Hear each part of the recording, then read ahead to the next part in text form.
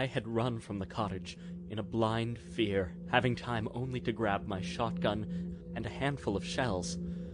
Hours or minutes later, when the madness finally fled from my heart, I found myself lost but blessedly alone. I grabbed the ammo, knowing that my life might depend on it.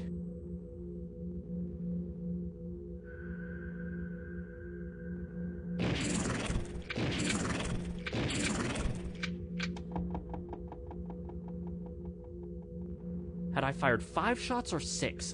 In the madness, I had lost track and forgotten to reload.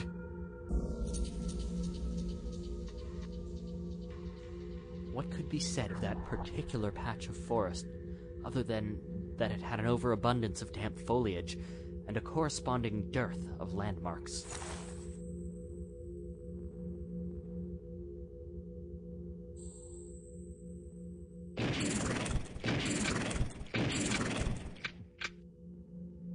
I could make out nothing unique amongst the dank foliage and bracken. I cannot recall if I'd passed that patch of woods before. My pockets bulged to fullness with shells. Ammo would not be a worry for quite some time. An old New England cemetery. At least whoever found me would not need to carry me far, I thought grimly. The statue was hideously familiar. Had there been more linking those sea demons to this place than my own foolish act that night?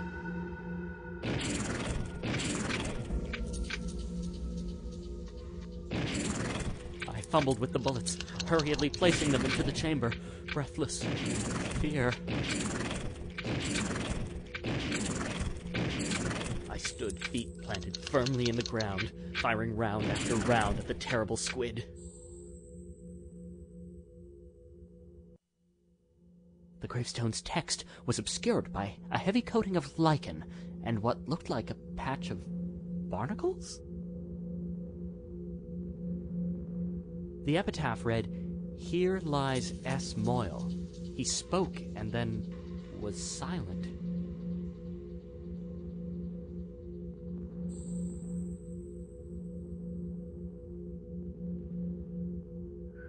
I knew I should move, but I couldn't.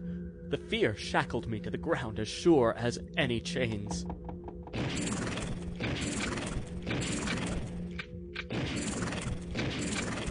I had come to my final box of shells, perhaps the last I would ever see.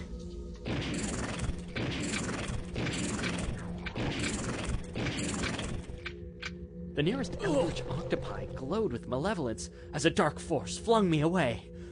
The air was heavy with the smell of brine and ozone. Had I fired 5 shots or 6?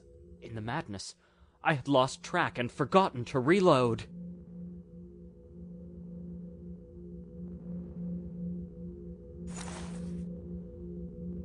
I had but 6 shells left.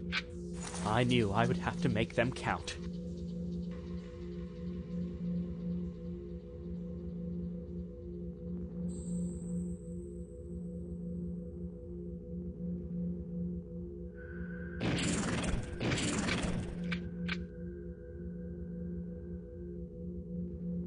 Despite the onslaught of tentacled monstrosities, I rallied and regained my composure.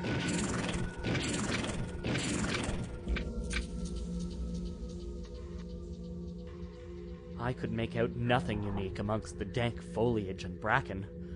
I cannot recall if I'd passed that patch of woods before.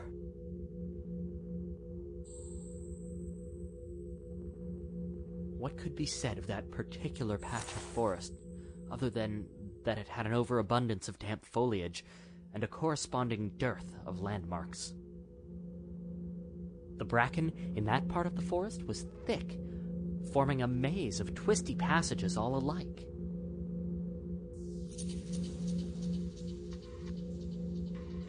When the noisome tentacles touched me, I felt a mixture of horror and ecstasy so intense that it flung me several feet. So strong was the experience. I fumbled with the bullets, hurriedly placing them into the chamber, breathless with fear.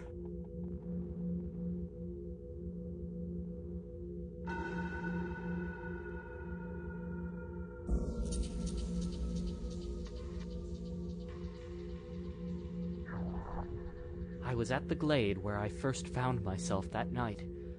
Fitting, I thought to myself, that it might also be the last place I see.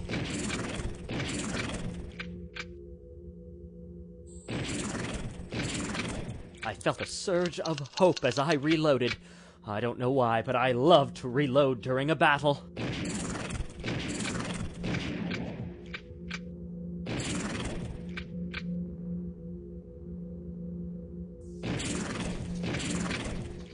I had but 6 shells left. I knew I would have to make them count. Shot after shot, my aim remained true, and the dirt grew dark with ink and blood. As the blessed light of dawn broke through the trees, the nocturnal sea devils bubbled and melted in a foul-smelling fog. Burnt seaweed mingled with a sickly sweetness like rotten fruit. My eyes teared and stung, but I knew I would live another day. Had I known what the future held for me, I may have wished otherwise.